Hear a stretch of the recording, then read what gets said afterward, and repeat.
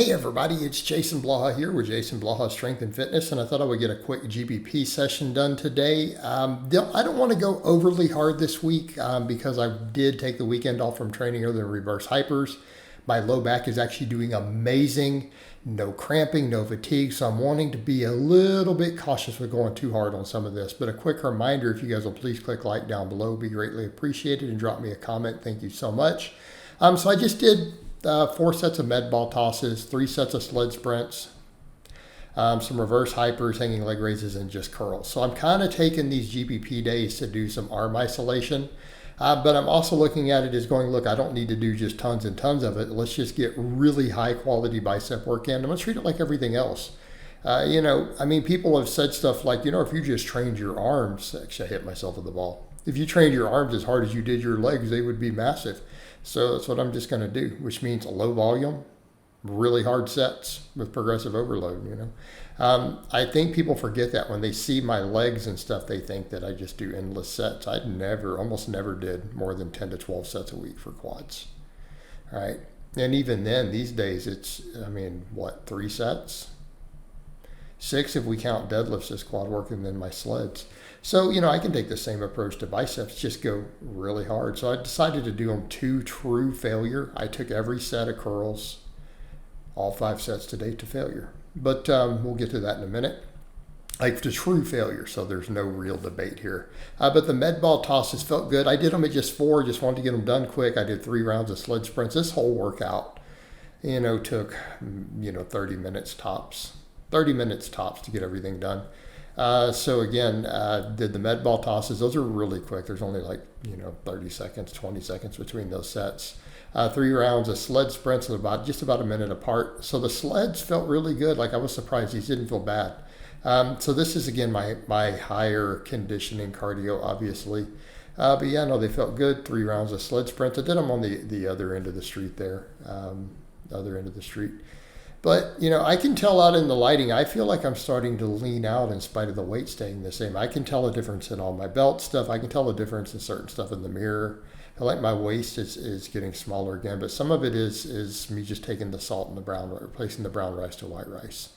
I've said that for a little while. I'm like, guys, I've been recomping. It's obviously, I'm holding water in the gut because I'm eating all the brown rice. And I've been hitting sodium really hard, and I cut that out a week ago. And I'm like, let's just do the white rice, white potatoes. Again, keep the fat really low, and then lots of fruit and vegetables. Obviously there's protein in it. I probably eat 200 grams of protein a day. So the Greek yogurt, chicken breast, a little Fairlife milk. But let's just keep the carbs and lots of vegetables. But I'm going with easy to digest vegetables. The broccoli's all cooked.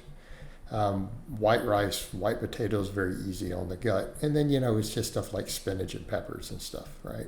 And then I had a whole cantaloupe yesterday. I bought 7 cantaloupes yesterday. So again, I can tell the waistline feels like it's getting smaller again. So I feel like, again, I'll start looking leaner and leaner. I can see some of it in the screenshots, and I can see it in the mirror. I'm recomping reasonably effectively at this body weight.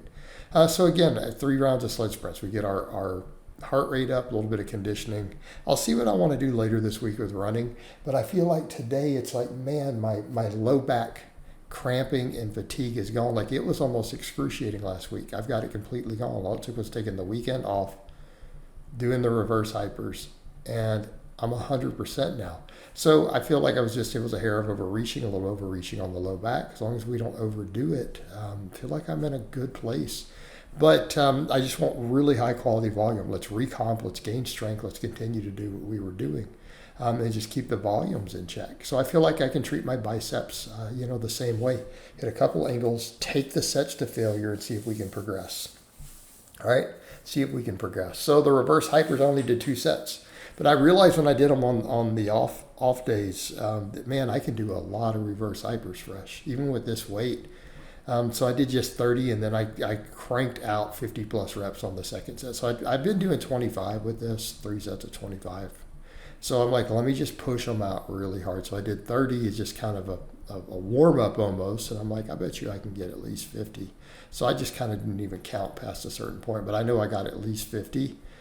So I got in, hammered these out, right? We hammered these out and got 50 plus reps, you know? So it felt like it was in a really good place here. So again, lots and lots of reverse hypers. Those who follow me know why we do reverse hypers. The best exercise you can do for your low back, best exercise for prehab, rehab, all those things, right?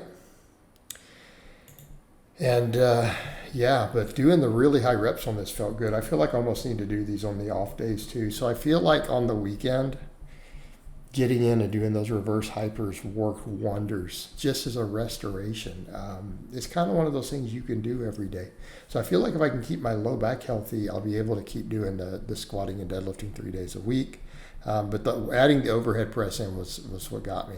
So I don't know if I want to take weekends off or do reverse hypers. I might run on Saturday morning or something, get a quick run in. You know, just to get a little bit of cardio. But otherwise, you know, hammering the reverse hypers on these days really helps. But my low back, it's like it's 100% again that quickly. And the squats and deadlifts felt good yesterday, right? They felt good. So I was able to overhead press. So that was the other thing too, realizing if I'm going to do a standing press, I got to keep the stance in really close. It's just easier on my low back. I can squeeze the glutes. So, but did the reverse hypers and I did curls. I put nice light 65. I can usually get about 15 with this, but I'm like, let's take it to failure. I got around 17. I just stopped counting. I'm just like, well, let's just go until I reach temporary failure. Like when it slows down, do a slightly slower eccentric rep. When it feels really heavy, like I'm right at failure, and then see if I can do one more rep. And every time that's failure. So that happened on both sets. You know, about approximately 17 reps, and I did the same thing with the hammer curls. So I'm not going to go really heavy on this, because I feel like when I go heavy, I compromise form and range of motion. I mean, I can do heavier, but I would rather just get the high reps, because I feel like my form is stricter, and I feel like when I fail, it's not me cheating on bad form. It just stuck at the bottom, and that's what happened on that set. But to me, that is, so when people always say, they're like, but it doesn't slow down, but I'm going really slow. Like, to me, these feel like 5-second reps. Let me be clear. Again, I remind people, I'm a really explosive lifter. For me to lift at this pace is intentionally slow.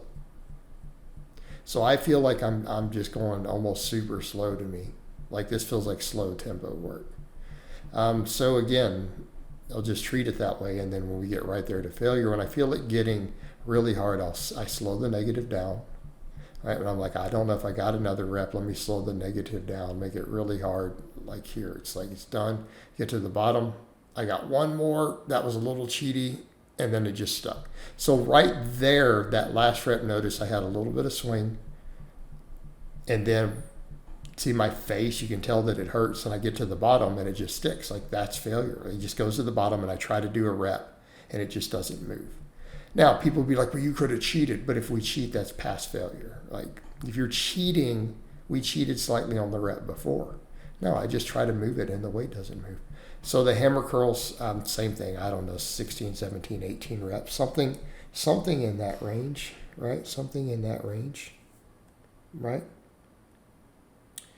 Is pretty much where we're at there. And so the same thing, just kind of get there, and as soon as it sticks at the bottom, it sticks at the bottom. So we did 2 sets of hammer curls that way with the 33s, and then I did 1 set of high rep band curls right to failure. So 5 sets of curls to failure, higher reps, controlled, no cheating. Took the curls through the full range of motion. Hammer curls we don't try to as much. And then 1 set of band curls and called it. So again, we do pull-ups and other stuff on the other day, but I feel like on these GPP days, let me give my arms a little bit of attention. But even this, if I did this twice a week at 5 sets, that's 10 sets to failure. That's the sort of volumes even I push my legs to when they're at their biggest. All right, guys, but that's really all I have to say on that today. I hope it's been informative, and I'll talk to you guys and gals next time.